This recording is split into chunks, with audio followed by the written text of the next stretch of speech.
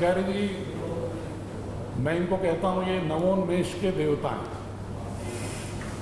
Innovation के God हैं। प्रतिदिन कोई न कोई नया इनोवेशन करते रहते हैं। जो भारतीय शिक्षा बोर्ड का उद्देश्य है कि एक इनोवेटिव लीडरशिप क्वालिटी के साथ एक बच्चों को गढ़े, तो उसके एक आदर्श रूप हैं आचार्य जी स्वयं में। तो मैं चाहूँगा आपका आशीर्वाद हो जाए, इसके बाद हम प्रेजेंटेशन प्रारंभ करें।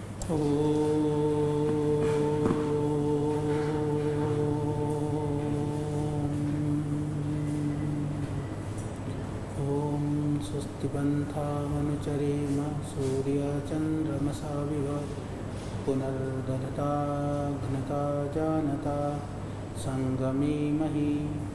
ओम शांति शांति शांति। आदरणीय हमारे भारतीय शिक्षा बोर्ड के चेयरमैन साहब NP सिंह जी और आदरणीय KP सिंह जी, पूज्य स्वामी जी, दोनों तरफ मैं देख रहा हूँ। और सबके विषय में जो संक्षिप्त रूप से जैसे अभी आपका परिचय दिया, मैं आप सबको नमन करता हूँ, वंदन करता हूँ। आप सबको हमारा प्रणाम है। वस्तुतः जो भारतीय शिक्षा बोर्ड के माध्यम से प्रयास है, वह आप सबके स्वप्न को साकार रूप देने का एक प्रयास है।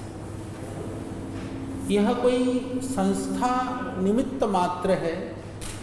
इसको आप इस तरह से समझिए कि संस्था निमित्त मात्र है और उस निमित्तता में कुछ गुरुतर जिम्मेदारियां भी हमारे सर पर है जो NP सिंह जी निर्वहन कर रहे हैं। परंतु जो स्वप्न और जो भाव है, जो विचार हैं, जिन संकल्पों में हम जीते हैं, यह वर्षों से जो हम प्रतीक्षा कर रहे थे उसको साकार करने का एक प्रारंभ है और ये आप सबका कार्य है। तो यहाँ पर जब आपके कार्य को आप ऐसा ना सोचें कि हमारे कार्य में आप सहयोगी होने वाले हैं, वरन आप ऐसा सोचें कि आपके कार्यों को सहयोग करने के लिए हम आपको यहाँ पर हमने आमंत्रित किया है। क्योंकि शिक्षण संस्था आपके पास ज़्यादा, हमारे पास तो कम है। पर अब ठीक है, माननीय हमारे प्रधानमंत्री जी ने, पूरी केंद्रीय सरकार ने एक बड़ा बृहत्तर निर्णय लिया और पूज्य स्वामी जी का भी बहुत हमारा पुराना एक स्वप्न और संकल्प था। तो हम निमित्त बन करके उस चीज़ को साकार करने के लिए संकल्पबद्ध हैं। हम लोग गुरुकुल में पढ़ते थे, मुझे स्मरण है जितने भी विद्वान लोग आते थे जिनका सरोकार सनातन से है, अपने हिंदुत्व या हम कहें वैदिक परंपरा से है, धर्म आध्यात्म और संस्कृति से जो जुड़े हुए महापुरुष होते थे, चाहे वो किसी भी परंपरा से, चाहे संघ से जुड़े हुए हों, चाहे रामकृष्ण मिशन से हों, चाहे आर्य समाज से जुड़े हुए हों, चाहे दूसरे सनातन के अलग सिर जो परंपराएं हैं जुड़े हुए हों, सब लोग एक बात जरूर कहते थे कि लॉर्ड मैकाले आया, उसने शिक्षा को तहस नहस कर दिया। हमारे पास इतने गुरुकुल थे, इतनी सारी हमारी शिक्षा व्यवस्थाएं थी, हमारी इस तरह की पठन पाठन की चीज़ें थी। तो हम सबसे ये सुनते रहे। तो वो सुन करके एक मन में भाव बना रहता था कि जब उसने हमको ध्वस्त करने के लिए एक नई विधा, नई परंपरा को स्थापित करने में वो सक्षम हुआ, क्योंकि उसका लक्ष्य यही था कि यदि देश को लंबे समय तक गुलाम बनाना है तो जब तक शिक्षा के अंदर नहीं घुसेंगे तो उनके जो हमारी जो संस्कारों की जड़ें इतनी गहरी है कि उनको विकृत और दूषित नहीं किया जा सकता। तो दूषित करने का जो प्रयास था वो एक तरह से सफल हो गया। आज भी हम देखें, शिक्षा के मूल में कोई भी स्वतंत्र देश के अंदर अपनी जो भाषा ना हो, अपनी चीज़ों में हमारे पास न्याय प्रणाली ना हो, चीज़ें ना हो, हम भाषा के विरोधी नहीं है, पर जड़ें इतनी गहरी बना दी गई हैं कि उसके बिना यदि आप सोचें कि आंग्ल भाषा का यदि आपको बोध नहीं है तो उसके बिना एजुकेशन की सोच भारत में नहीं की जा सकती है। इसका अर्थ यह नहीं है कि हम कोई भाषा के विरोधी हैं, भाषाएं तो सीखनी चाहिए, संपर्क और संवाद के लिए एक मुख्य माध्यम है। पर भाषा वस्तुतः हम लोगों ने ऐसा मान लिया है कि भाषा से ही हमारे पास विज्ञान है, भाषा से ही हमारे पास चिकित्सा है, भाषा से हमारे पास स्वास्थ्य है। भाषा वस्तुतः वो चीज़ों को नहीं सिखाता है, वह तो हम अपनी भाषा में भी सीख सकते हैं और पूरी दुनिया इस तरह से सीख रही है। कभी कभी तो हमको ऐसा लगता है जैसे हमारे यहाँ हम लोग रिसर्च के लिए बड़े काम को करते हैं, तो रिसर्च के अंदर जो टेक्निकल शब्दावली है वो हमारी भाषाओं में है ही नहीं। हम पे पूरी तरह से पराश्रित होना पड़ता है। तो फिर हमने एक बार ढूंढने शुरू किया, क्या जर्मन में ऐसा ही है, क्या चाइना में ऐसा ही है, क्या अन्यत्र ऐसा है, क्या नहीं। टेक्निकल जो शब्दावली हैं उनके बहुत कोश समृद्धशाली हैं। तो हम जैसे मान लीजिए कि हम समृद्धशाली कहाँ हैं, यदि आपको लगे कि क्या वही समृद्धशाली है क्या, मैं एक बहुत सिंपल सी बात कहता हूँ, ठीक है, हम योग शब्द प्रयोग करते हैं, योगा बोलते हैं, पर दुनिया के अंदर आज सबसे ज़्यादा कोई एक शब्द को बेसिक अर्थ जानता है। मैं नहीं कहता कोई योग की जो व्यापकता है या योग की जो दृष्टि और दर्शन है उसको जानते हों, पर वो इतना तो जानते हैं, योगा मतलब कुछ ब्रीदिंग एक्सरसाइजेस करनी होती हैं, कुछ टांगें उठानी है, कुछ आड़े तिरछा होना है, ये सारी धरती में सबसे ज़्यादा लोग जानते हैं। तो वो तो हमारा संस्कृत का शब्द है। तो इस तरह से क्या कि शब्दों का या भाषाओं का या हमारी संस्कृति कैसे घुसती है। और इसी तरह से आसनों के नाम हैं, हम कहें हलासन, वृश्चिकासन, पद्मासन, वो पद्मासन को उनको पद्मासन ही कहना पड़ेगा, हलासन को हलासन कहना पड़ेगा। हालांकि पैरेलल शब्दों को वो कैमल पोज और वो पता नहीं क्या क्या पोज बनाते रहो, फिर भी कहना तो वही पड़ेगा। तो क्या कि वो हमारी भाषागत गहराई इतनी थी कि आज उनको उस विधा पर निर्भर रहना पड़ रहा है, निर्भर रहने पर भी वह मूल जो शब्द है उसको परिवर्तित नहीं कर सकते। तो इतना इसका एक प्रभाव व्यापकता के साथ जाता है। तो ऐसे आज हमारे एजुकेशन के सिस्टम में हम चाहे हम बोलचाल की भाषा में आज ऐसी स्थिति हो गई है कि हम उसको एक सामने नया शब्द गढ़ा, मैंने सुना, मुझे कई वर्ष पहले जब मैंने पहली बार सुना मुझे बड़ा विचित्र लगा। हम लोगों ने एक शब्द गढ़ा हिंग्लिश। मैंने कहा भाई हिंग्लिश क्या है, तो ना तो वो हिंदी है ना तो वो अंग्रेजी है, वो बीच का शब्द है, उसको बोले हिंग्लिश है। और दूसरी चीज़, ये जितने बड़े बड़े एक्टर्स और हीरो हीरोइन, मैंने क्योंकि पीछे हमारे अभी कई प्रोग्राम में शूटिंग होती है, रिकॉर्डिंग होती रहती है, इधर उधर आप लोग भी सब अलग अलग विधाओं से जुड़े हुए हैं। हमने देखा वो सारे जो लिखने वाले लोग हैं बोलते हिंदी है, लिखते इंग्लिश में। देवनागरी को भी रोमन में लिखा जाता है। यानी आज इतना हम पराश्रित हो चुके हैं ये जो एजुकेशन के नाम पर, कि आप जो हमारी लिपि थी दक्षिण भारत में भी बेशक भाषाई रूप में अलग अलग स्थितियों पर मैंने देखा कि वहाँ पर जो संस्कृत भाषा है वो देवनागरी में प्रायः, हालांकि दक्षिण के तमिल तेलुगु कन्नड़ा में वो है संस्कृत श्लोक या मंत्र लिखे मिलते हैं, प्रायः देवनागरी के बोध उनको रहता ही है क्योंकि देवनागरी के अंदर शास्त्रों का लेखन है।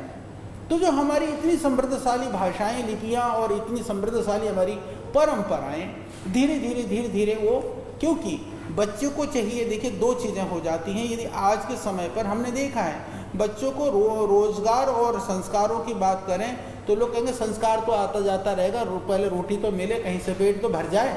तो हमारी प्राथमिकताएं कहीं ना कहीं जीवन निर्वहन के ऊपर हमारी निर्भरता ज़्यादा होती है, और जीवन निर्वहन की निर्भरता हमारी सारी चीज़ों से कंप्रोमाइज़ करा लेती है। तो हम यदि इस शिक्षा के माध्यम से जीवन निर्वहन की जो निर्भरता को भी फुलफिल करते हों, उनसे बेहतरीन करते हों और अपने जड़ों से भी जुड़ने के लिए हम शक्ति देते हों, तो इससे बढ़िया कोई चीज़ हो नहीं सकती। यही भारतीय शिक्षा बोर्ड की एक सुंदरता है, एक संकल्पना है, एक सोच है, एक दृष्टि है, क्योंकि मूल से जड़ से जुड़ करके विश्व के समृद्धशाली सोपानों को पाने का साधन। जैसे आप हमारी जो सनातन में हमारी बहुत सारी विधाएं, बहुत सारी शाखाएं, ब्रांचेज हैं, विविध तरह की हमारी पूजा पाठ पद्धतियाँ, उपासना भेद हैं।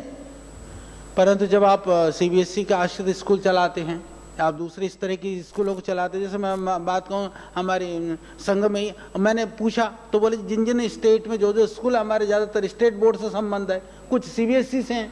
तो ये हमारी पराश्रितता है। जैसे स्वामीनारायण में भी मेरे को पता है कि गुजरात से बाहर भी स्कूल हैं, तो हम उसी में इतनी ज़्यादा उलझने हैं, इतना ज़्यादा संघर्ष है कि जो आपकी सोच और दृष्टि है वहाँ पर आपको बहुत कंप्रोमाइज करना पड़ता है। तो यहाँ आपको कोई कंप्रोमाइज नहीं करना है, जो आप कह रहे हैं हम तो वो करने को तैयार बैठे हुए हैं कि हाँ उसके लिए एक जो स्टैंडर्ड भारत सरकार के ने बनाए हुए जो NCVT का जो गाइडलाइन है, हमको जो है उसके तहत NCERT का जो गाइडलाइन है उसके हिसाब से हमको चलना है। तो इतनी ही बात है, इसके अतिरिक्त तो कोई चीज़ है नहीं। तो बाकी तो मुझे लगा कि आप सब लोग आए हैं तो सिंह साहब ने कहा मुझे भी इच्छा रहती है आप सबके दर्शन लाभ करें, मिलें, सुने। वो भी जो भी निर्णय हुआ होगा मैं उसको बाद में सुनूंगा भी, जितना भी समय मिलेगा आपसे पूछ भी लूँगा समराइज रूप में हम बैठेंगे तो, क्योंकि यह हमारी रुचि का विषय भी है, हमें रुचि रहती है इन चीज़ों में। और आप सब बहुत बड़ा कार्य कर रहे हैं, भगवान ने आप सबको बड़ा कार्यों के लिए निमित्त बनाया है। अनेक संस्थानों में भी रहते हुए जिन भी संस्थानों के जो संस्थापक हैं, संचालक हैं, उनके द्वारा यदि आपके लिए शिक्षा के लिए, विद्या के लिए, एजुकेशन के लिए आपको नियुक्त कर करके उन जिम्मेदारियों का आपको दिया गया है, तो मैं ऐसा मानता हूँ कि जीवन में उसमें जो है इससे बड़ा और कोई काम हो नहीं सकता, मेरी ऐसी सोच है। क्योंकि जहाँ से जो भी निकलेंगे, आप जिन संस्थानों में हैं, संस्थान के उत्तराधिकारी भी निकलेंगे तो उसी विद्या से निकलेंगे। वो आपकी जो सोच और दृष्टि है उस हिसाब से समाज में काम करने के लिए लोग तैयार होंगे तो वहाँ से निकलेंगे। यानी एक तरह से कहें तो आप मूल में हैं, तो यदि आपकी मूल की जड़ की जो मजबूती है वो सब कुछ मजबूत करेगा। और उसमें जल थोड़ा सा एक लोटा पानी डालने का काम हम अपनी तरफ से प्रयास कर रहे हैं, तो उस जल को जो है वो उसमें डलवाने के लिए आप यहाँ पर आए हैं। तो बाकी हम लोग बहुत तरह से काम करते हैं, जो सिंह साहब कह रहे थे। देखिए मैं अभी, क्योंकि हमारी टीम है, अकेला तो हम कुछ कर नहीं सकते हैं, तो जैसे वनस्पतियों के विषय में, क्योंकि वनस्पतियों के लिए हम काम कर रहे थे, पूरे विश्व के अंदर कितनी जो प्लांट्स बायोडाइवर्सिटी जिसको बोलते हैं, जितने भी पादप जो जगत है उस सब जगत के ऊपर तो हमें बोध हुआ लगभग 3,60,000 तरह के पेड़ पौधे वनस्पतियाँ इस दुनिया में हैं। क्योंकि मेरा प्रिय विषय है, मैं उसका छात्र हूँ वनस्पति का और जड़ी बूटियों के विषय में। तो हमने तब भाव आया कि कितने ऐसे पौधे हैं जो पूरी दुनिया के अंदर औषधीय रूप में प्रयोग किए जा रहे होंगे। तो हमको एक तो हो गया आयुर्वेद के अंदर कितने प्रयोग हो रहे हैं। हालांकि भारत सरकार प्रयास कर रही है, फिर भी अभी तक पूरे भारतवर्ष के अंदर जो वनस्पतियों की जो लिस्ट है प्रॉपर उसकी चेक लिस्ट भी नहीं है। उनमें से कितने औषधीय पौधों का प्रयोग हो रहा है अलग अलग परंपराओं में, अलग अलग ट्राइब्स हैं, अलग अलग एरिया है, अलग अलग प्रांत हैं, अलग अलग समूह हैं, उन सब समूह में कितने प्रयोग हो रहे हैं उसका भी प्रॉपर हमारे पास डॉक्यूमेंटेशन नहीं है। हालांकि इथनो बॉटनी और जो हिलर्स हैं उनकी चेकलिस्ट वगैरह, डेटा वगैरह समय समय पर सरकारें, प्रांतीय सरकार या अलग अलग विभाग इकट्ठे करते रहते हैं। पुनरअपि उसमें काफ़ी कुछ गैप है और सर्वांगीण और एक समवेत जो एक प्रयास होना चाहिए उस तरह का प्रयास नहीं हुआ है। तो हमारे मन में भाव आया कि हम पूरी दुनिया के लिए उसमें घुस जाएं। जब हम दुनिया के वनस्पतियों के लिए हमने काम करना शुरू किया तो मैं आप सबके नॉलेज में एक छोटी सी बात डाल देना चाहता हूं कि वहाँ हमको पता चला कि लगभग 1999 से लेकर के 2010 लगभग 11 वर्ष जिसको हम WHO बोलते हैं, वर्ल्ड हेल्थ ऑर्गेनाइजेशन, उन लोगों ने प्रयास किया था इस सब कुछ इकट्ठा करके डॉक्यूमेंटेशन करने का काम पर। लास्ट में उन्होंने वो अभी भी पूरा अवेलेबल है, उनका जो भी उन्होंने कंपाइल किया है, जो भी जितने भी जो कुछ अवेलेबल उसका है सब कुछ जो उन्होंने काम किया, तो उनको ये लगा कि यह काम दुस्तर है, संभव नहीं है। छोटे से 3-4 किताब निकाल करके उन्होंने बंद भी कर दिया था। हालांकि यह हमको पता नहीं था, पर हम लोगों ने जो काम शुरू किया था 2004-05 से तो मैंने विधिवत शुरू कर दिया था, उस काम को अच्छी तरह से करना शुरू करा था। तो 2005-06 से शुरू किया तो पहले हमको अंदाज़ा भी नहीं था, तो धीरे धीरे हमारी टीम भी बढ़ती गई। बहुत इंटरेस्टिंग बात यह है कि हमको लगता था कि आयुर्वेद में 1000 पौधों का वर्णन है, तो पूरे देश के अंदर 2000 प्रयोग होते होंगे, जड़ी बूटियाँ 3000 होंगी। क्योंकि हम देखते थे एक तरफ आयुर्वेद में तो जो हमारा हम फार्मेसी में जब दवाइयाँ बनाते हैं वहाँ तो 250-300 जड़ी बूटियाँ ही प्रयुक्त होती हैं। ये मैं आपको बताना चाह रहा हूँ, पूरे देश के अंदर जितनी बड़ी सी बड़ी फार्मेसियाँ भी हों 300-350 से ज़्यादा जड़ी बूटियों का प्रयोग उनमें नहीं होता है। पर जो शास्त्रों में लिखा है लगभग 700 पौधों का वर्णन हमारे जो निघंटु ग्रंथ हैं आयुर्वेद के, उन ग्रंथों में वर्णन है। पर परंपरागत रूप से देखें तो 200-250 ऐसे वनस्पतियां और हैं जिनका आयुर्वेद के शास्त्रों में उल्लेख तो नहीं है, पर परंपरा में लोग प्रयोग करते हैं। तो कुल मिलाकर के जमा कुल 1000 के लगभग समझिए कि आप हम देश में वनस्पतियों का प्रयोग करते हैं। तो हमको लग रहा था कि 500-700 हज़ार और हो सकते हैं, पर हमको पता ना था कि इसमें ये संख्या बहुत बड़ी हो सकती है।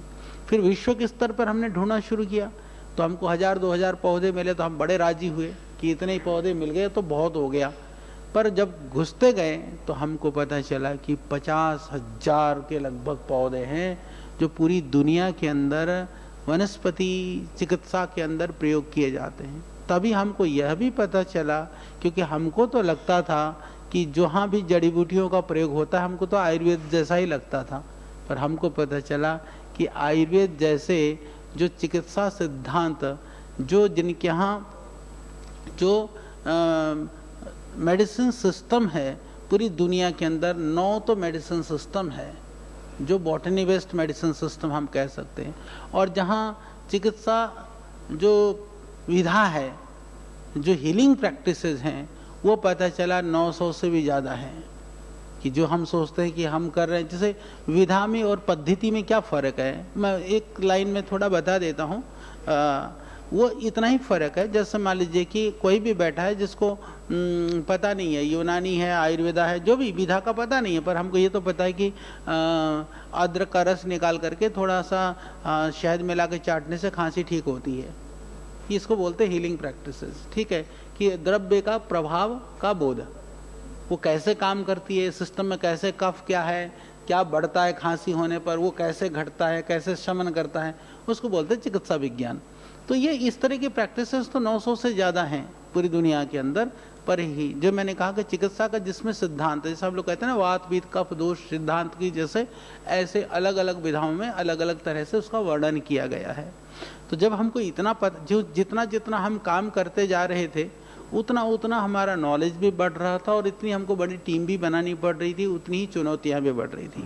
तो उसमें 2-3 बातें जो मैंने इसलिए थोड़ी सी भूमिका बताई कि वो काम बहुत बड़ा था, बहुत कठिन जटिल काम था। कई बार हमको ऐसा लगने लगा कि हमने गलत जगह पर पंगा ले लिया है।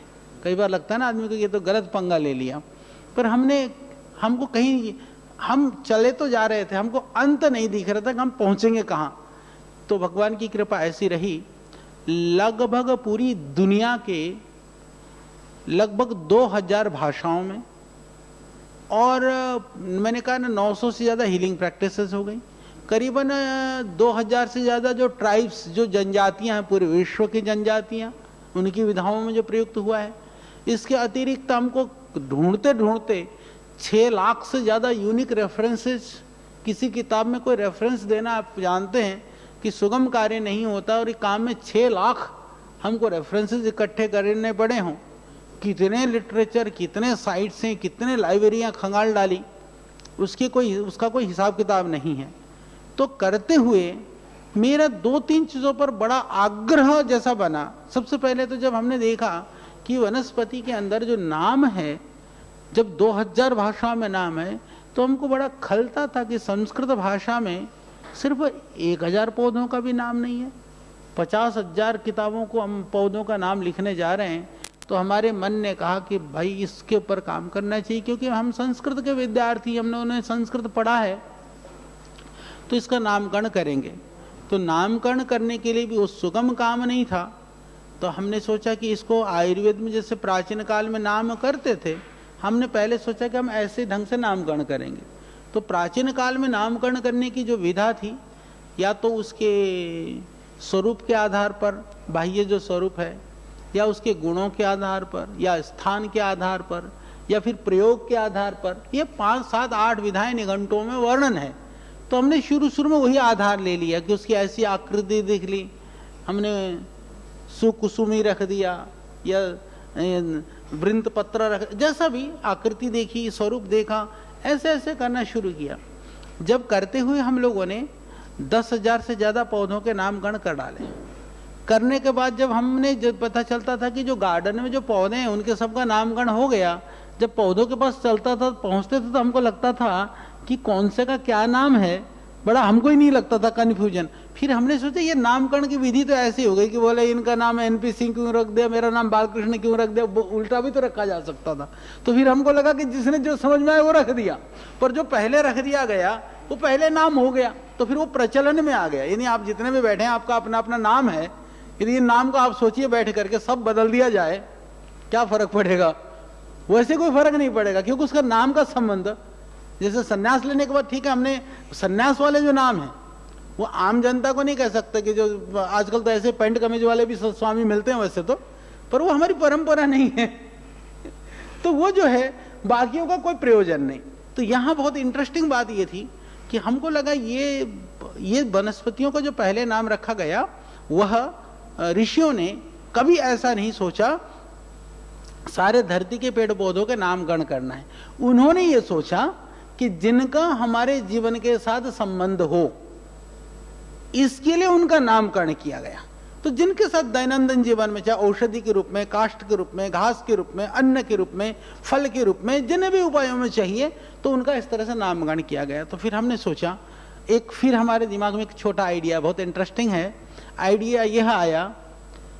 हम लोग कहते हैं, आप सब भी इस बात को कहते होंगे जरूर कहीं ना कहीं, कि जितने भी जो आक्रांत आए, विदेशी आए, अंग्रेज आए, ये सब हमारी ज्ञान विज्ञान परंपरा को छिन्न भिन्न कर करके हमारी संपदा को, समृद्धि को चोरी कर करके ले करके गए। हम कहते भी हैं और बात सत्य भी है। हमने सोचा कि सारे ज्ञान विज्ञान वो लेकर के चले गए, हम उनकी भी कुछ चोरी करने का कोई हमारे दिमाग में भी तो क्षमता होनी चाहिए, हम भी ले आए चोरी करके। तो ये जो भाव आया, सिंह साहब मैंने पहले नहीं बताई होगी बात, आपको आज बता रहा हूं। तो ये विचार आते ही हमारी बुद्धि काम कर गई। काम ये करी, मैं कोई बॉटनी का स्टूडेंट नहीं था, मैंने बॉटनी सच में ही नहीं पढ़ी, गुरुकुल में पढ़े तो हमारे यहाँ सब्जेक्ट ही नहीं था वो। तो मैंने हमारे जो एक बहुत अच्छा मेरे यहाँ बॉटनिस्ट है, एक टैक्सोनॉमिस्ट थे, दोनों को बुलाकर के मैंने कहा भाई अब मुझे ये वनस्पति शास्त्र पढ़ना है। वो हंसने लगे। मैंने कहा नहीं तुम आज से गुरु, मैंने कहा मैं चेला। मैंने बैठ करके विधिवत करीबन 1-1.5 महीना लगा, जितना जितना टाइम मिलता था 2 महीना। मैंने कहा जैसे बच्चों को शुरू से पढ़ाई जाती है बॉटनी, वैसे पढ़ाओ, इंटर से ग्रेजुएशन में, पीजी में। हालांकि वो 3-3 साल का काम मैंने 3-3 दिन में किया, क्योंकि मुझे अपने हिसाब से उसको समझना था कि इसमें क्या है।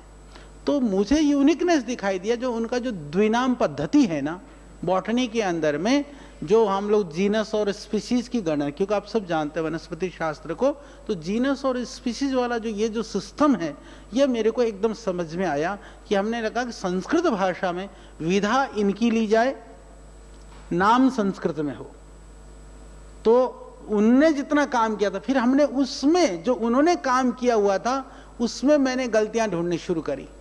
मैंने कहा भाई इसमें क्या त्रुटियां हैं, उस कमी को हम दूर कर देते हैं संस्कृत के अंदर। जैसे वहां त्रुटियां क्या है, बहुत सारे स्पीशीज का, बहुत सारे जीनस का, जिनका संबंध नाम तो है बट उनका जो रिश्ता है वो पौधों से संबंध में नहीं है। बहुत सारे ऐसे पौधे हैं कि एक वैज्ञानिक ढूंढने के लिए गया, पौधा मिला, बहुत बदबू आ रही थी, गंदे, बहुत शरांद वाला था, वो नाम मेरे को अभी याद नहीं, सब मेरे साइंटिस्ट सब बता देंगे। तो उसने क्या करा, उसी के नाम पर रख दिया उस पौधे का नाम कि बदबूदार है ये, बोले वो जो मैं जिससे बहुत नफरत करता हूं बोले उसके नाम पर रख दो। तो ऐसे ऐसे किसी ने अपने नाम पर, किसी ने, एक ने कहा अपनी बीवी याद आई, पौधे ढूंढते ढूंढते उन्हें उसी के नाम से टेक दिया। तो जिसका संबंध पौधों से तो नहीं था, परंतु द्विनाम पद्धति होने से एक क्लासिफिकेशन के लिए, उनका एक वर्गीकरण के अंदर में एक स्पष्टता बनी रही। तो हमको लगा कि हम नामकरण करेंगे जो फ्लोरल फॉर्मूला जैसे टाइप आपने देखा होगा कि पौधों के पत्तियों को निकाल निकाल करके भी आदमी एक कैरेक्टर बना लेता है। तो हमने कहा कि अब हम ऐसे करेंगे कि इन वनस्पतियों के जो लक्षण हैं वो नाम पर निहित हो, क्योंकि नाम से पौधे तक पहुंचा जा सके, ऐसा प्रयास करना चाहिए। एक विचार आने के बाद में हमने कार्य प्रारंभ किया और हमको इस बात को कहते हुए प्रसन्नता है कि अभी नाम और सिनोनिम्स पूरा जोड़ते हैं, लगभग 12 लाख बनते हैं बॉटनी में, लगभग 12 लाख। तो 3 लाख 3.5 लाख पौधों के तो 12 लाख तो नाम और सिनोनिम्स बन गए। हमने कहा कि हम ऐसे यूनिक नाम बनाएंगे कि जो बदले न जाएं। तो सिंपल सा जीनस, जिनको पता है, हम कुल, वंश और प्रजाति में फैमिली, जीनस और स्पीशीज होता है। तो जीनस जो है लगभग 17,000 है, 17,000 के लगभग है ना बॉटनी में। जीनस कितने, 17,000 है। और स्पीशीज के कैरेक्टर कितनी भी ताकत लगा लें, अभी हम काम कर रहे हैं उसके ऊपर, मुझे नहीं लगता कि 3,000 से ज्यादा कैरेक्टर हैं। तो 17,000 उसको आप गुणा कर लीजिए 3,000 से, कितने हो गए, 5.5 करोड़ हो जाते हैं। ठीक है, 5 करोड़ लगभग हो जाते हैं। पौधे कितने, 3.5 लाख, 3,60,000। इंटरेस्टिंग बात सुन लीजिए, 17,000 तो यूनिक होंगे, क्योंकि यूनिक तो जीनस तो यूनिक होएगा, पर स्पीसीज का कैरेक्टर तो किसी भी जीनस के साथ जुड़ सकता है। तो हमारे पास टोटल कितने हो गए? इधर 17,000 नाम हो गए, इधर 3,000 कैरेक्टर हो गए, टोटल मिला के कितने हो गए भाई? आप 20,000 नहीं, हाँ वो तो 5 करोड़ हो गए, इधर टोटल संख्या हो गई 20,000। तो 20,000 नामों से हम 3.5 लाख नाम बना सकते हैं। यही संस्कृत की विशेषता है, यही संस्कृत विज्ञान है। और अभी उसके ऊपर मैं पादप वर्गी की पूरी किताब लिख रहा हूं, और उसके अंदर आपको अच्छा यह लगेगा कि 20,000 शब्दों को तो हम छोटे से छोटे बच्चों को भी रटा सकते हैं। यानी बड़ा से बड़ा बॉटनिस्ट वो 1,000, 2,000 से ज्यादा, 3,000 से ज्यादा स्पीशीज को नहीं जान सकता, पर हमने जो पादप वर्गीकी की जो किताब जिससे वनस्पति शास्त्र के लिए बनाया है, पूरे धरती के 3,60,000 पौधों के नाम जो है छोटा से छोटा बच्चा भी रट सकता है। यही संस्कृत की विशेषता है कि हमारे ऋषि महर्षि स्वामी दयानंद ने एक लाइन कही थी कि ऋषि कौन होता है? बोले बड़ी से बड़ी बात को भी सूत्र रूप में कह सकें, और सांसारिक को होता बोले छोटी सी बात को भी कई घंटे तक भाषण दिलाते रहो, वो देने वाला देता रहता फिर भी खत्म नहीं होता, पर 4 घंटा भाषण सुन लो, निकलो तो 2, 4, 5 लाइनें नोट हो पाती हैं आपकी डायरी में, और कुछ नोट भी नहीं हो पाता। कई बार लगता है तो गया, बर्बाद हो गया। तो यह मैंने इसलिए आपसे निवेदन किया।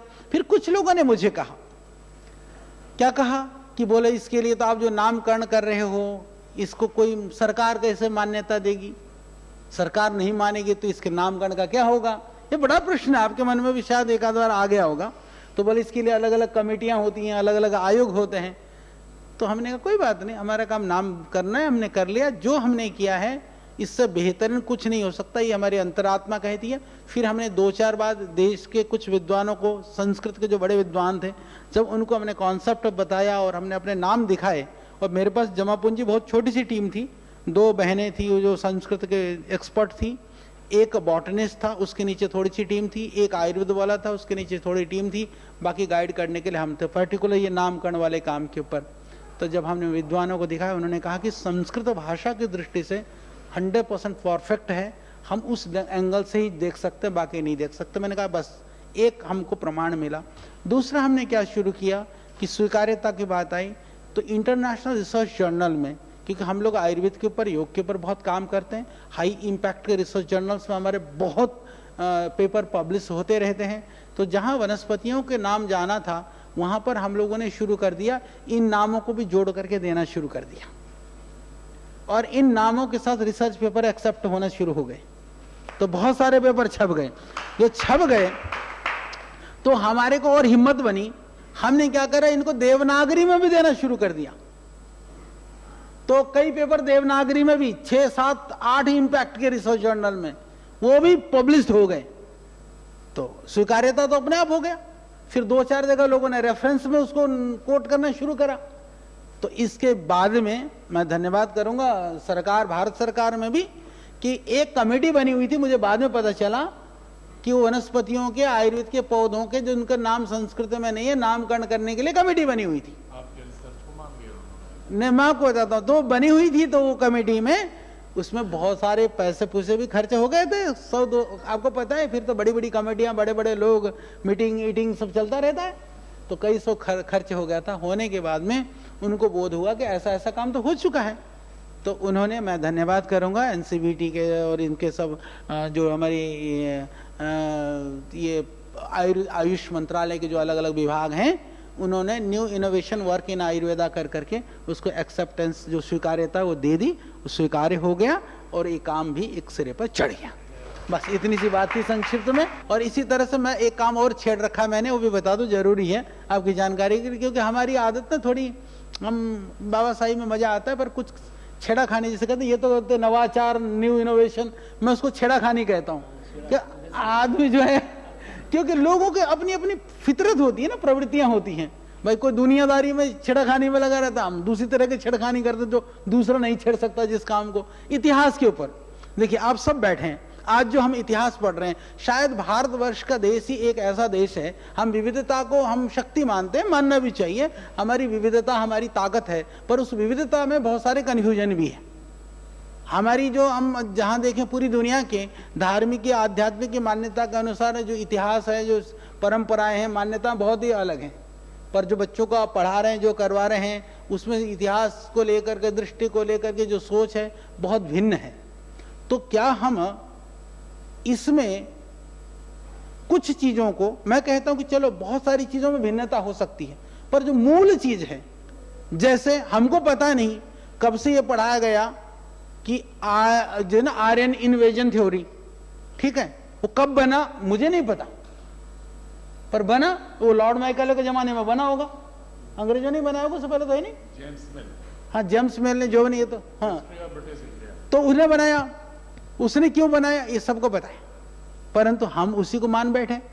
इतने साल हो गए देश को आजाद हुए, फिर वहां से खोजते खोजते उसको, अन्यथा मत लीजिएगा, सबकी सरकारें रही हैं, हम हमारे भी कई कार्यों के लिए जिन जिन से हम उपकृत होते हैं, तो हम धन्यवाद हमको करना ही चाहिए सरकारों के प्रति भी। तो आर्यन इन्वेजन से हम चलते चलते कहाँ पहुंचे, आर्यन माइग्रेशन तक। तो हमारी यात्रा एजुकेशन में, क्षमा करिएगा भाई साहब, इन्वेजन से माइग्रेशन तक ही पहुंचे, आगे नहीं पहुंचे अभी भी आप। अभी भी हम ये कहने की स्थिति में नहीं कि आर्य यहीं के थे मूल। और मैं आपको बता दूं छोटी सी चीज, इसके ऊपर इसका पूरा सॉलिड आर्कोलॉजिकल एविडेंसेस के साथ में रिसर्च का कार्य प्रमाणीकरण हम कर चुके हैं। अभी पब्लिश होना है, वो डेटा पब्लिश हो जाएगा और आपको आनंद आएगा। और मुझे लगता है भारतीय शिक्षा बोर्ड की पहली किताबें होंगे जो एविडेंसेस के साथ ये कहेंगे कि हम मूल ही के निवासी थे। उसका छोटा सा उदाहरण देता हूं, एकदम छोटा। आर्कोलॉजिकल सर्वे ऑफ इंडिया के पास जो डेटा अवेलेबल है, वो कहते हैं आपका मेसोपोटामिया का जो सिविलाइजेशन की जब हम बात करते हैं, वहां पर लगभग वो कहते हैं कि लगभग 300-400 किलोमीटर का क्षेत्रफल है जहां पर वो उनके पास जो निकल कर आ रहे हैं एविडेंसेस। वहां पर कितने हैं, लगभग 450 के लगभग आर्कोलॉजिकल अलग अलग तरह के साइट्स हैं, 450 साइट हैं। और हमारे जो साइट्स की बात की जाती हैं, जबकि हम लोगों को जो खोज करना था, सरकार को, विभाग को नहीं हुआ है, मैं ये पूरे डंके की चोट पे कह सकता हूं, पर जो हुआ है वो कहते हैं कि लगभग 1450 साइटें पर काम हुआ है। और 1450 में भी 450 पाकिस्तान में चले गए, बच गए हमारे पास लगभग 1000 साइट है। और उन 1000 साइट का भी मैं पूरी होशो हवास में आप पता कर लेना, आपके सामने कह रहा हूं, उन साइटों का डिटेल भी आर्कोलॉजिकल सर्वे ऑफ इंडिया के पास नहीं है, 1000 साइट्स का डिटेल भी नहीं है। पर मैं आपको बताना चाहता हूं, आपको बड़ी प्रसन्नता होगी, हमारे पास 2700 साइटों का पूरा डिटेल है देश के अंदर जो काम हुआ है। दुर्भाग्य से साइटों में काम तो हुआ, डॉक्यूमेंटेशन नहीं हुआ, इतनी तो हमारी स्थिति है। 2700 साइटों का हमारे पास है। और हमारे जो इतिहास में यदि आप देखते हैं, सिंधु से लेकर के पूरा अफगानिस्तान, पाकिस्तान से लेकर के पूरा साउथ इंडिया से लेकर के देश के अलग भूभागों में, और उत्तर से लेकर के पश्चिम, पूर्व, दक्षिण में, तो मैं आपको बताना चाहता हूं हमारा एरिया बनता है लाखों किलोमीटर, उनका बनता है 400 किलोमीटर। सिंपल से सिद्धांत है। माइग्रेशन की थ्योरी क्या है भाई, जहां की आबादी 1000 हो वो जाकर के लाख होंगे, या करोड़ों के आबादी में से कुछ जाकर के लाख बनेंगे। तो जो मेसोपोटामिया से लेकर के हिंदुस्तान तक की ये पूरी कल्चर एक ही संस्कृति थी। हम इंडस वैली और मेसोपोटामिया को अलग करते हैं और बाकी चीज़ों को भी अलग करते हैं। मैं आपको ये पूरी प्रामाणिकता के साथ बताना चाहता हूँ कि ये सिविलाइजेशन हमारा एक ही था, और इधर से लोग माइग्रेट होकर के उधर गए हैं। उसका प्रमाण है जो पोरस बना ना, वो पुरु जो थे हमारे ययाति के पुत्र, वो कहानी लंबी हो जाएगी। पोरस का जो फेरो बना, फेरो है ना, क्या नाम उसका, जो फेरो का राज की वंशावली पहला मेसोपोटामिया में फेरो से शुरू होता है, वो हमारा पुरु था। वो जापान का, जर्मनी का एक इतिहासकार है, उसका नाम मुझे याद नहीं, उसने बकायदा उसका डॉक्यूमेंटेशन करके लिखा भी हुआ है। पर हमारे चेतना में वो, हम चेतन नहीं है, क्योंकि हमको वहां तक जानकारी लेने की हमको फुर्सत नहीं है, लोग हमको बताते नहीं है, इसलिए हम भटक रहे हैं। वो भी सब हम करके देंगे आपको, पका पकाया आपको मिलेगा। बस आप बच्चों को बिल्कुल अपने ढंग से आगे बढ़ाइए, बस यही हमारी प्रार्थना है। आप सबको बहुत बहुत धन्यवाद, प्रणाम। जी, अब जैन एजुकेशन ट्रस्ट का प्रारंभ करिए। Doctor Bharatesh ji. Friends, yesterday was the really learning one. I learnt a lot. Swami Ramdev ji को सुना था, आज आचार्य जी को सुना, एनपी सिंह सर को सुना। उसके सामने मुझे ऐसा लगता है कि भाई मैं तो कोई सागर में छोटी बूंद भी नहीं हूँ, फिर भी I am keeping my some of the observation, some suggestions to you people. Yes. First of all, let us discuss what is prevailing education scenario going across India. According to my knowledge, there are 63 boards. State board, CBSE board, ICSE board, जो भी है 63 boards है. School board की मैं बात कर रहा हूँ. Around 16 lakh schools are there.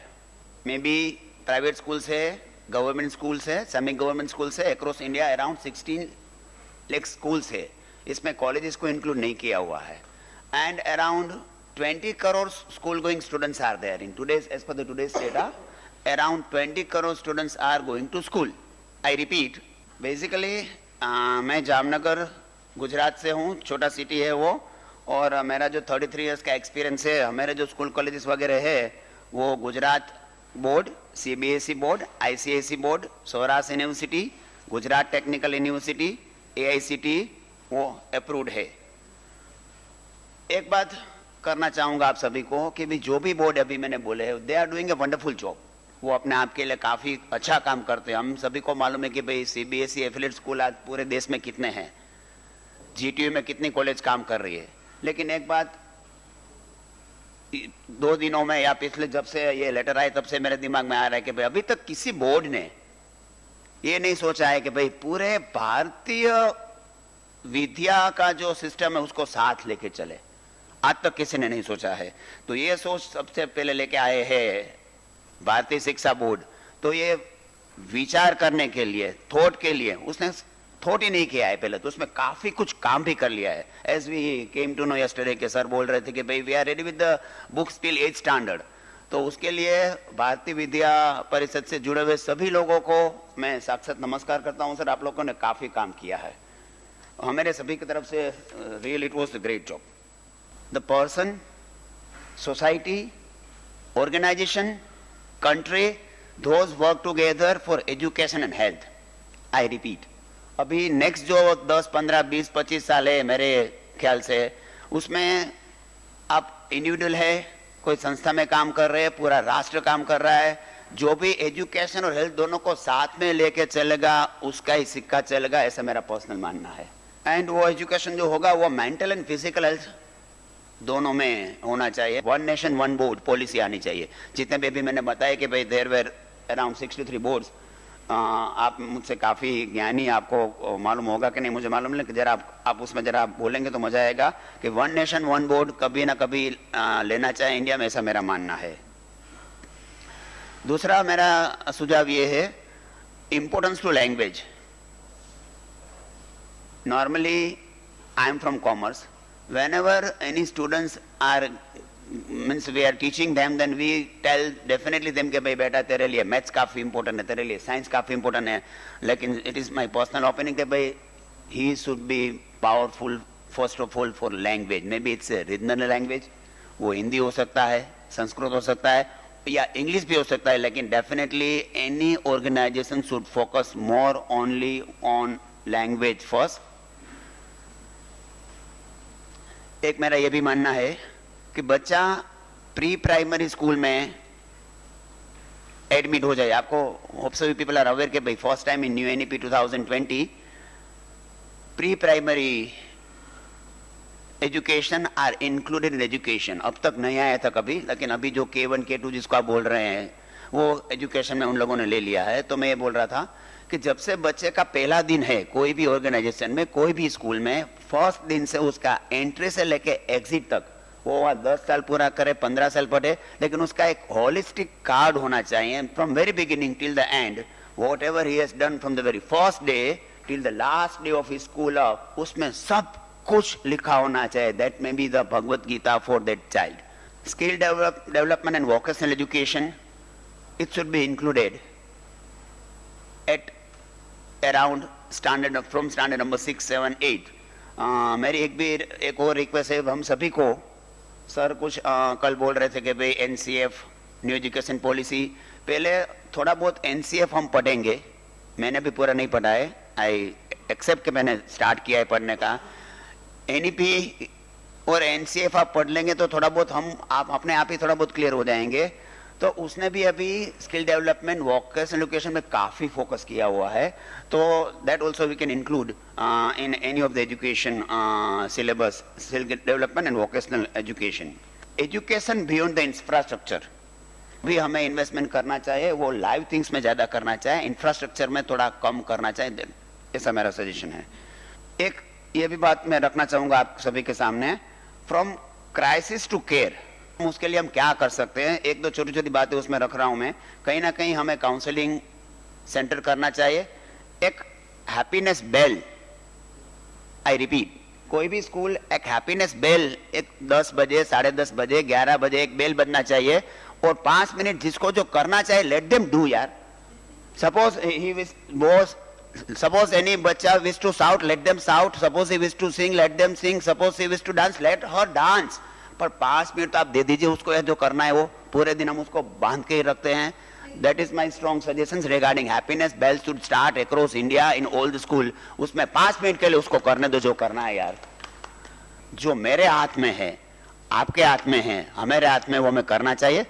That is my last request. Thank you very much. आपने जो बोला कि प्राइमरी और प्री एजुकेशन की बात, ये तो हमारे भारतीय संस्कार भी पहले से कहते रहे हैं कि 16 संस्कारों में जो वेदांग का कल्प है, उसका जो गुह्य सूत्र है, उसमें जो 16 संस्कारों की बात होती है, उसमें 12 संस्कार हमारे 12 वर्ष के नीचे के ही हैं, और 3 संस्कार तो गर्भ के अंदर हैं, गर्भाधान, पुंसवन और सीमोत्तनयन। इसके बाद 3 ऐसे हैं जो जात कर्म, निष्क्रमण, नामकरण, वो भी सब 1 वर्ष के अंदर के ही है। इसके बाद जो और हैं वो 12 साल के अंदर ही हो रहे हैं। और आज के जो बायोफिजिसिस्ट हैं, जो बायोलॉजी एंड फिजिक्स के जो ज्वाइंट रिसर्चर्स हैं, उनकी भी एक रिपोर्ट है। वो कहते हैं कि every human being is basically, every particle in the cosmos is an oscillating wave between 2 opposite poles. So they have categorized the human beings also in form of age-wise categorization in terms of energy waves, particle waves. तो उनका कहना है कि 4 साल के अंदर तक का उनको अल्फा, 4 साल से 8 तक उसको कहा उन्होंने थीटा, 8 से 12 को उन्होंने कहा बीटा, 12 से 16 कहा उन्होंने गामा। और उसकी जो रिसर्च किए ना, रिजल्ट्स आए, डिफरेंट जो रिसर्च है, उनका एवरेज जो कंक्लूजन है कि बच्चा जो छोटा है, जिसको हम समझते हैं कि छोटा बच्चा है, क्या ध्यान देना है अभी, या गर्भ में क्या ध्यान देना है, वो 1 सेकेंड में 20 लाख इंफॉर्मेशन को रिसीव करता है, प्रोसेस करता है। 20 लाख वो एक्सप्रेस नहीं करता, बट उसके अनकॉन्शियस सबकॉन्शियस का जो एल्गोरिदम है उसका पार्ट बनता है, प्रोसेसिंग होती है और उसके एल्गोरिदम का हिस्सा बनता जाता है। कांट एक्सप्रेस बिकॉज उसको लैंग्वेज नहीं मालूम है या उसको व्यवस्थित नहीं कर रहा है। और जो बड़ा हो जाता है तो 1 सेकंड में कितना इंफॉर्मेशन करता है। 16 साल के बाद का बच्चा जो कॉन्शियस माइंड है, 1 सेकंड में 40, ओनली 40, सिर्फ 40।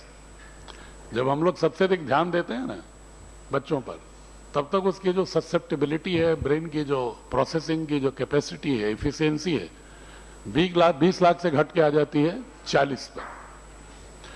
तो जिस समय फैक्ट्री हमारी ब्रेन की न्यूरॉन्स का इतना तेजी से एक्टिवेशन है, उस समय उसको हम ध्यान नहीं देते, तो बच्चे की जिंदगी तो सबकॉन्शियस से ड्राइव होती है। सही।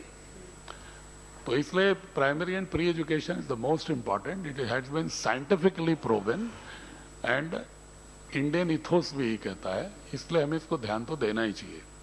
बियॉन्ड इंफ्रास्ट्रक्चर की बात आपने ठीक कही है, और 1-2 बात आपने कही थी कि एक बोर्ड होना चाहिए, उस पर आप हमारा रिफ्लेक्शन भी चाह रहे थे, इसलिए मैं इंटरवीन कर रहा हूं। आइडियली आप जो कह रहे हैं बिल्कुल सही है, एवरीबॉडी विल एग्री कि एक बोर्ड होना चाहिए इस देश में। लेकिन जो कॉन्स्टिट्यूशन है उसने कॉमननेस और डाइवर्सिटी मैनेजमेंट दोनों का ध्यान रखते हुए कॉन्स्टिट्यूएंट असेंबली ने कॉन्स्टिट्यूशन को बनाया था। आपको कॉन्करेंट लिस्ट में रख दिया उन्होंने एजुकेशन को, कि government of India, centrally union government भी कुछ डायरेक्शन दे सकती है, एक्ट बना सकती है, लेकिन स्टेट गवर्नमेंट को भी छूट होनी चाहिए।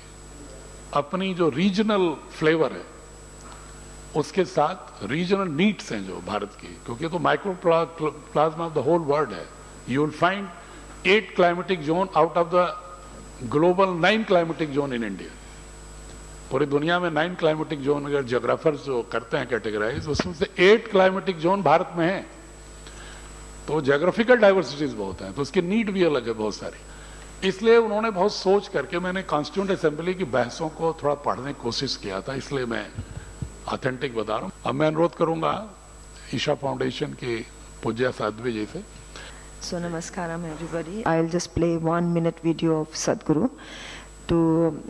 In that 1 minute, I think we will capture the entire problem statement what we have been talking about for the last 1.5. Do you understand this or not? Most schools in the world are crippling the humanity, with good intention of course, because the most horrible things happen always with good intention. So, till 12, don't teach them anything, let them just observe the world around them, because if you do not teach them anything, teach means what? You don't load them with information. If you do not put any information, a child will wonder, look at everything with great interest. You say, oh, this is a butterfly species, the species number 21.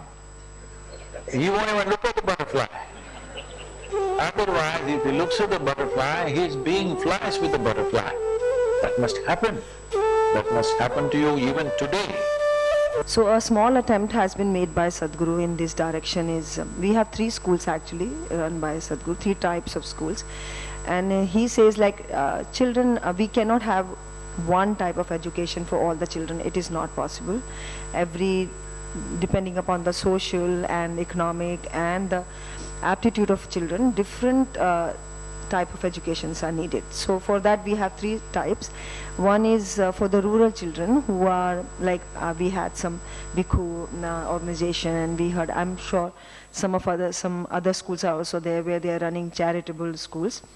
Education is given a very high quality. 60% of them are on scholarships, and children adopt them as education adoption, and 60% and 40% are they also pay very nominal price. Second type of school we have is Isha Home School, which is actually, as Sadhguru says, is for affluent society, where they learn the best of what economic engine offers, because they are a product of affluence. Means they are a product of economic engine of the society.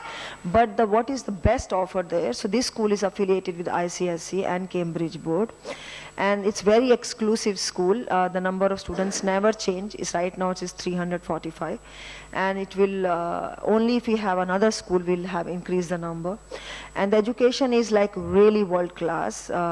Every kind of infrastructure is provided, and children are given exposure to everything, but mostly Indian. At the same time they study what is the best of economic engine can offer.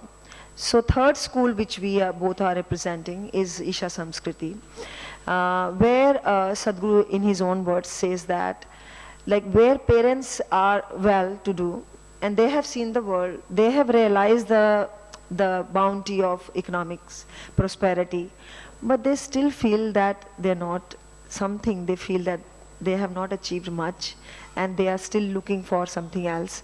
They don't want their children to be part of the same economic engines. They have realized it in some way, being part of it.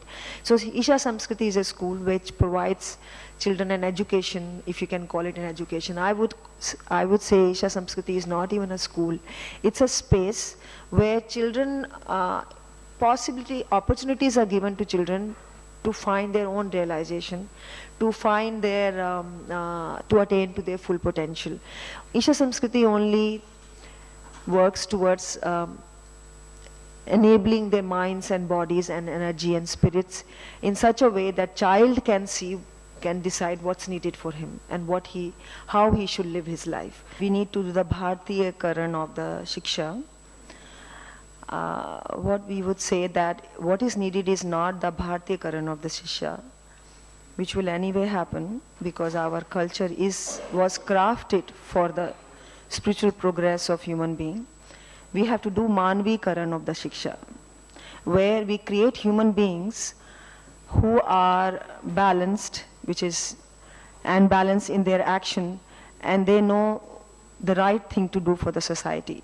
So Sadhguru says the most distressing and unfortunate that young children feel so defeated by the education system that they give up their own lives. Almost 18,000 children, my number may be actually lower than what actually happened, committed suicide below 16. Life, and Sadhguru says how he says, where children should be exuberant with life and filled with life, and those children are committing suicide because of education system. So we have to relook at it. When I said this, that our education system has to be relaxed, I was not saying just like that, because it is a deep pain in our heart that the education system is not just about the quality of Bhartiyakaran, quality of what we are offering and quality of delivery. I would say even the quantum is too much. Subjects don't become the manifestation of their knowledge. It is who they are, how they conduct themselves, how they see themselves. That is what becomes the manifestation of knowledge. So Sadhguru says education, a real education is actually a huge empowerment. It's a huge empowerment. But right now we are only empowering them to become rich and famous or whatever. They make themselves economically very comfortable. But actual education is hugely empowered. And before a child, I would say unless a child has experientially realized that the very ethos of human, of what we call it Bharatiya culture, but actually it is not. Bharatiya is a name we have learnt now because of so many other forces which are working as other culture.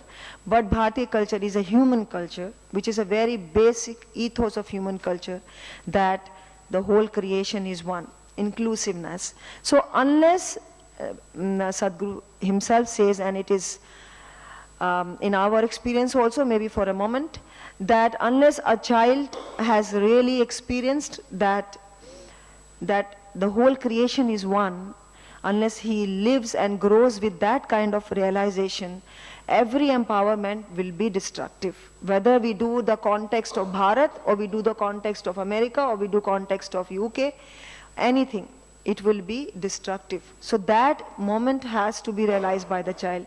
So unless we raise the consciousness, as he says, there is nothing that we would do would be fruitful. Today we are creating one structure. Right now it looks better than before, because definitely that is also needed, but it's just another step.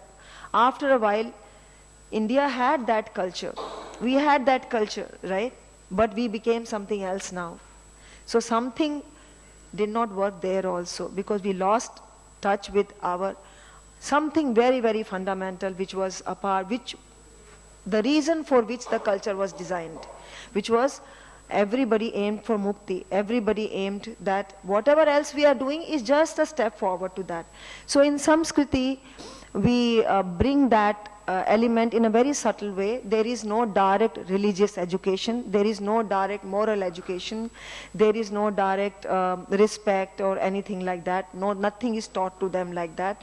It's just that they are given opportunities. There is yogic practices which are given by Sadhguru, and there is Kalari, which is to strengthen their body and mind, and there is classical art, which is not to make them an artist and become another aspiratory life which want to become on the stage and become very good. No, it is used as a tool to bring the other than the intellectual part of it, the other part of human being, which we have forgotten actually. Our entire education is driven by the intellectual pursuits. So to take the children away, not away, maybe just activate the other part of the child. Also we use performing arts.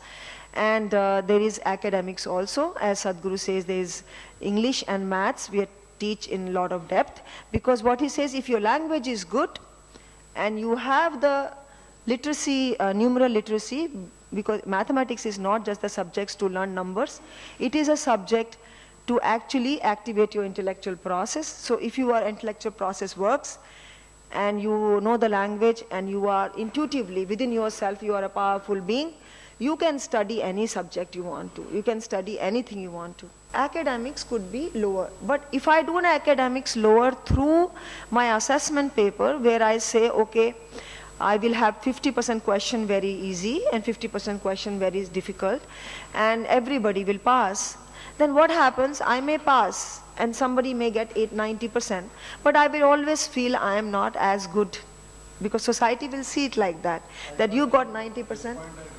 Yeah.